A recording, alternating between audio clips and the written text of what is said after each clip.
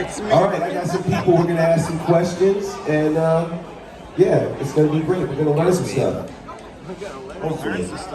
So, like guys, in 20 years that I've been doing this, the interview is, it's never been an easy thing for me. So, let's see what happens.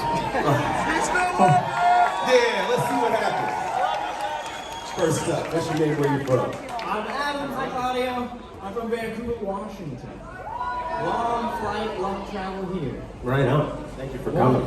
Well, Claudio, my question for you is, so many of us love the comic books. We love how the fiction meets the real and how you put your own personal life into the story. One of the things I've never actually heard you talk about is the character Al the Killer and who that represents and how this person came to be into the story. Okay. Okay. Al the Killer is sort of a mishmash of things. When I was younger, I had an uncle that was he was a collector for an organized crime organization in where's my mom lived? Not Queens, where's Bronx. So in the Bronx. And his name was Al the Killer. And I sort of created the character after him a bit.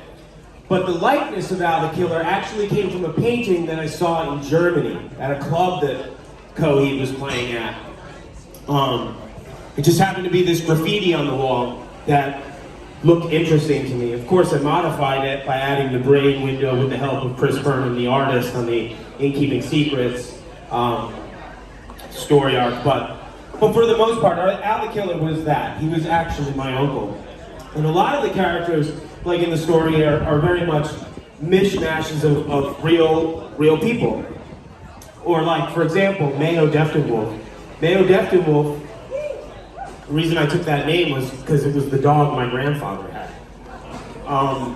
It was the first dog that I had ever been sort of into. You know what I mean? I never had animals like that growing up. Maybe a few cats here and there, but they never showed the affection a dog would. But Mayo, I don't know, there was something about it. But yeah, that's where Al the Killer sort of comes from. Yeah. Does that help you at all? That is acceptable. We'll take it. Al was a great uncle, apparently. He would get all sorts of, he would get all this stuff. Sorry, I don't mean to just kind of go all over the place, but he would, from what my mother tells me, it's like anything us kids wanted, Al somehow got for us. Because it's that whole, it fell off a truck kind of thing, right? Like, oh, the kids are into the Muppets, well, here are all the Muppets, It would sure be nice to have an Al right now with PlayStation 5s and Xbox Series X's, But Al is long gone. Oh yeah, that's Al. Ask him if he's selling Hey Claudio, feel free to ramble as much as you want. I'm kind of sure everybody here is with it, so don't worry about it. It is funny that there are a lot of dragonflies. Awesome. Oh yeah, did you bring all these dragonflies out here? I mean, I've been on the boat a couple of times. I haven't seen so many dragonflies flying around like this. So that's cool. It is, we do, and I don't, clearly we didn't, but it does, they do tend to come around a lot, And I like to think it's like some sort of weird divine kind of situation. I'll take it. I mean, we all have the mark. It's cool. Sorry. This guy's awesome, man. What's your name? Where you from? Hey man, Frank Grantino. What's up, Claudio? Hi. How you doing? I'm good. Perfect. My question for you is, past or present, what's your favorite guitar besides your Explorer, and what's the story behind it?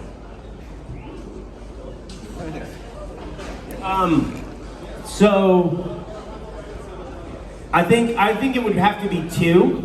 One is no longer in my custody. I'm not entirely sure where it went, but when I was a teenager, my dad took a trip to Puerto Rico. So I have I have an uncle that is a producer for Latin music, and my dad went down there. And the first thing I told my dad is like, he's got to have cool guitars down there. And at the time, I had like a Stratocaster copy, nothing that exciting.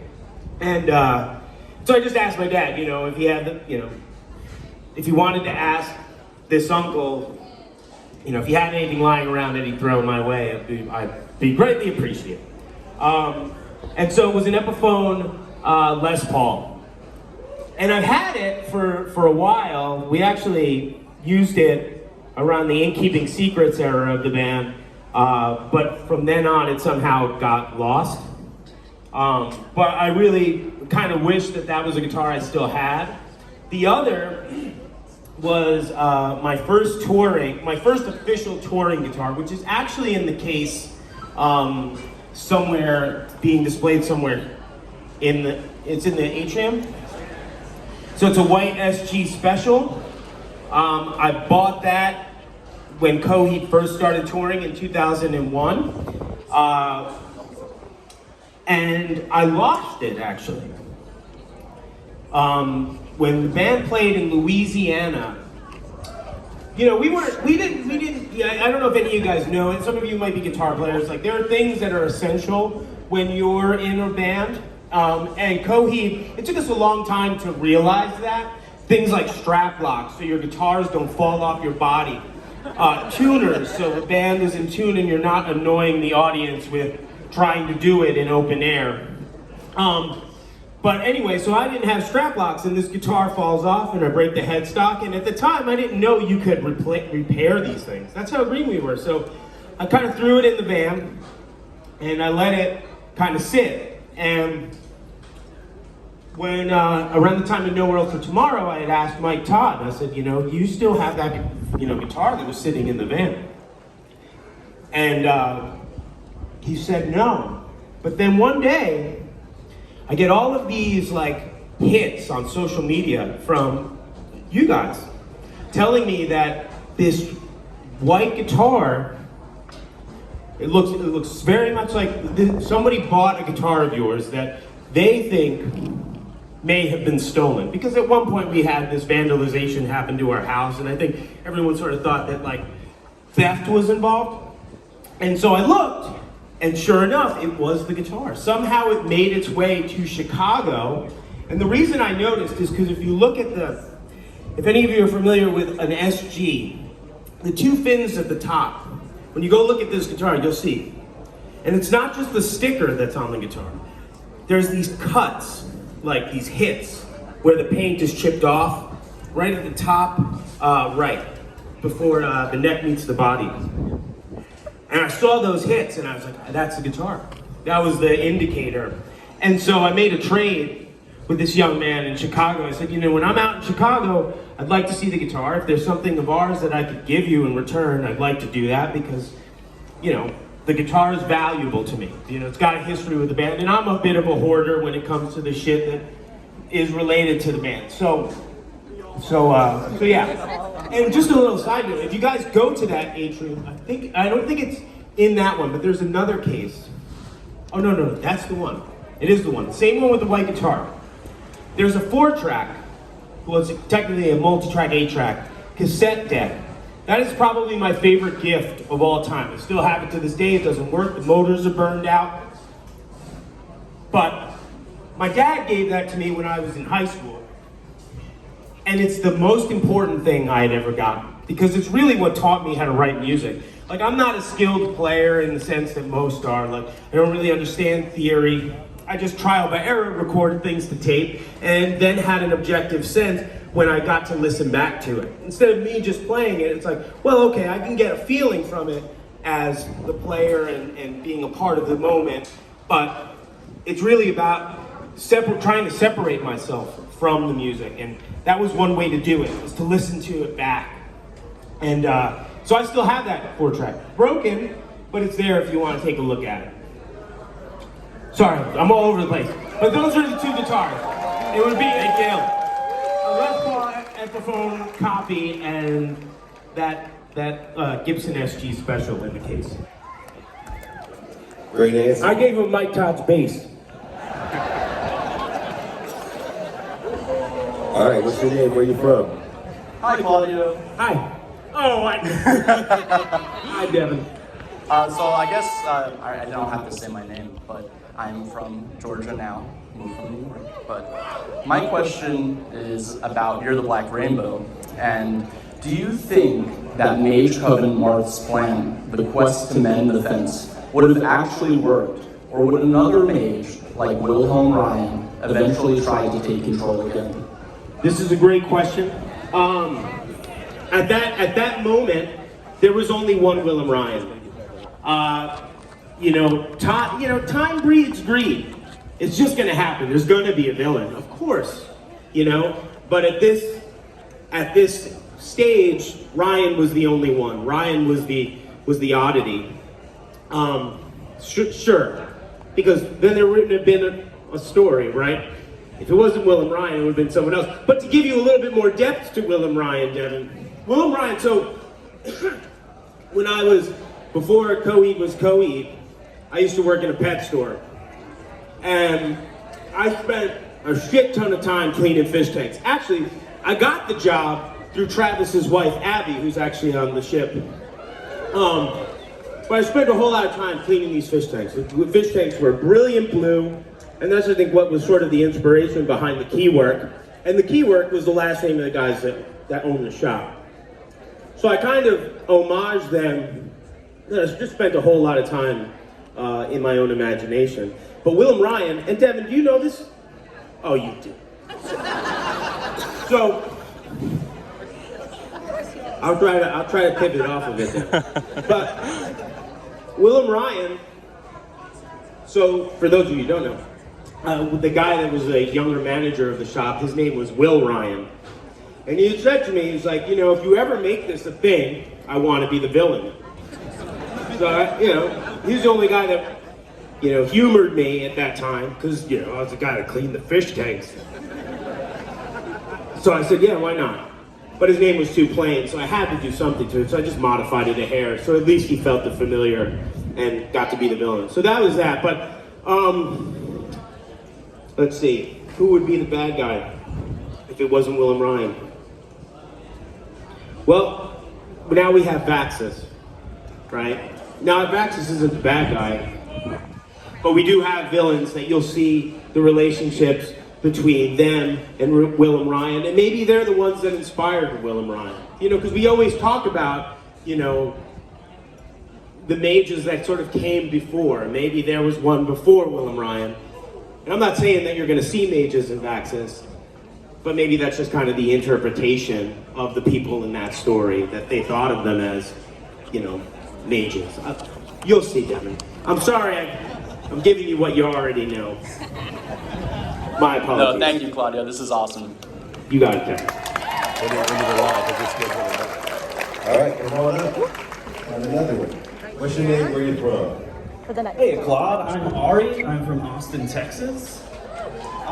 So back in 2019, I used to live in Dallas, and I drove down to Austin to see you guys play at Circuit of the Americas. Super hot. We were all on the concrete. I remember it stormed. It doesn't matter.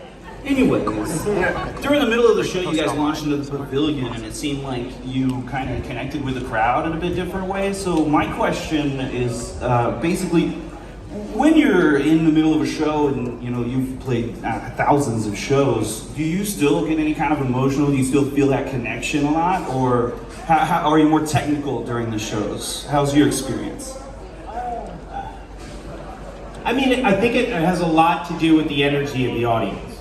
How we sort of perceive, I don't think of myself as necessarily a technical person ever, because I am pretty sloppy at what I do. But it really all depends. I think movement, because it's sometimes hard to hear the audience with in-ears, but when we see like movement, that's when I kind of get lost in it, more so than, when I feel like the eyes are on me. Does that make any sense? Like when the crowd is and not to use stagnant as the word, but like just like still, like it feels like all the focus is on you. So then it makes me nervous. But when there's some motion, then I think like, oh, they're more involved in the sound and less in of the visual, and that's what I get lost in, is the energy, the motion. Makes me want to move. It makes me want to get lost in the song. So I don't want to think about what I'm doing. So I hope that answers your question. Yeah, totally. Thank you. You got it. Great answers. Great questions. What's your name? Where are you from? Hi, my name is Kat from LA.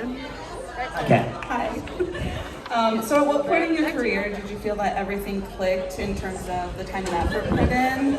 Or is it a constant battle of perseverance when creating your art? When everything clicked. I think it was when we got in a band. You know, just giving it the real try. You know, because we had all been sort of in bands that played local scenes. Like we drove up and down the the New York State Thruway and played from Woodstock to Nyack, and that's not very far. That's about an hour, you know. But you felt like you were putting in the work. But when you got into a band and you left the state and you start to find yourself playing to nothing. I mean, our first show, if I remember it correctly, was in a gas station, and it was an abandoned gas station, and there was a pile of clothes in the corner, and that was our audience. But it felt real, you know, because here we were actually going to give it a shot, and that show will always remain in my memory. Like not because of how insane it was or how scary it was, but just that, like, we were gonna give it our all. Because forever we were talking about getting the band on the road, and you know, and really putting the effort in, and we're finally doing it. So that's when it felt like it was clicking. And even if we were gonna fail or whatever, at least we were giving it a shot. You know, because you know, I could still be in a pet store. You know, because like a guy just trying to follow his dream. That's why I worked there. They gave me the weekends off to play in the band.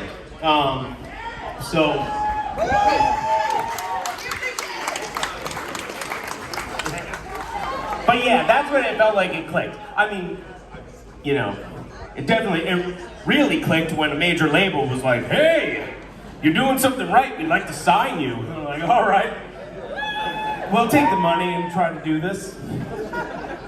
But yeah, no, I think the real thing is just getting up and going and doing it.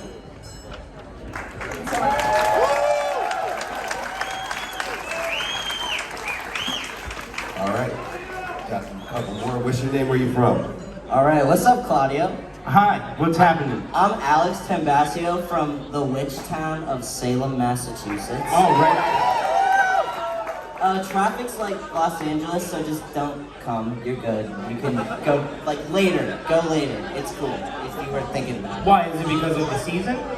Dude, everyone comes down because it's like Halloween time. Yeah, it's the season of the witch, baby. Yeah, I mean, but if you wanted to drive, just don't. If you like walking, it's cool. Yeah, I don't drive. Cool.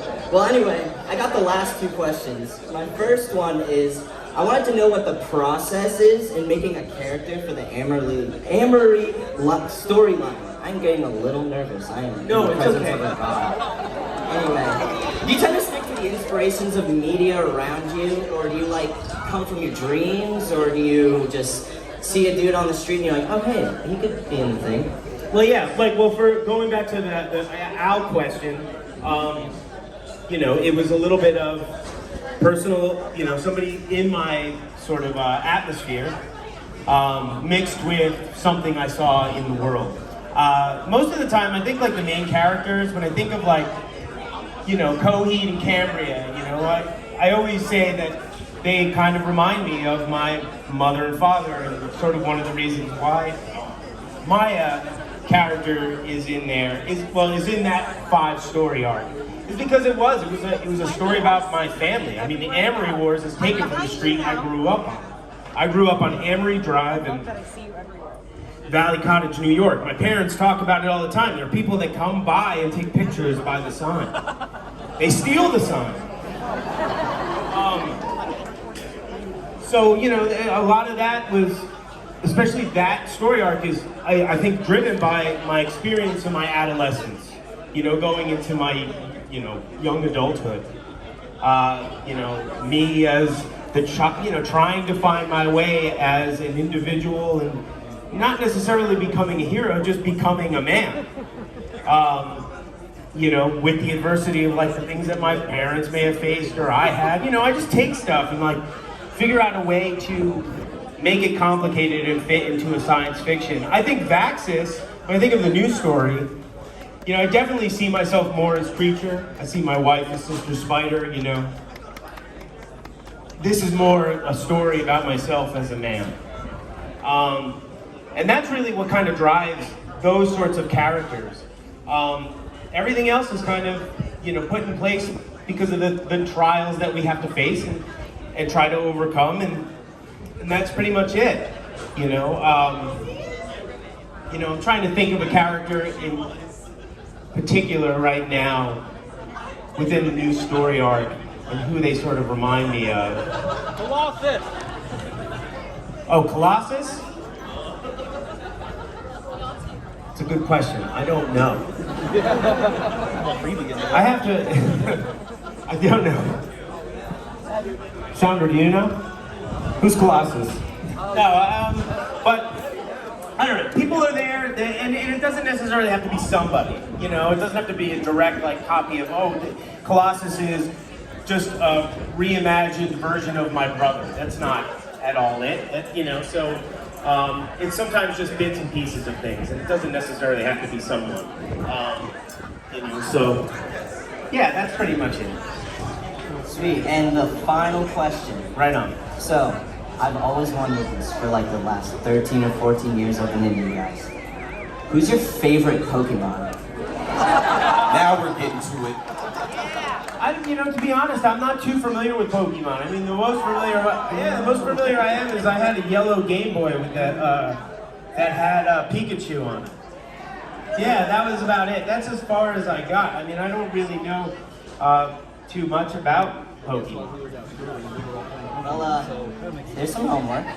There's some homework. All right. Right on. Thank you, my man. Oh, you got it, brother. All right, thank you. All right, so what we're gonna do, Claudio, we're gonna give you a little break. Go and get a beverage or refreshment. Ladies and gentlemen, don't go anywhere because coming back very soon, we'll have the whole band on stage. We'll ask a couple more questions. How's that sound? Curious.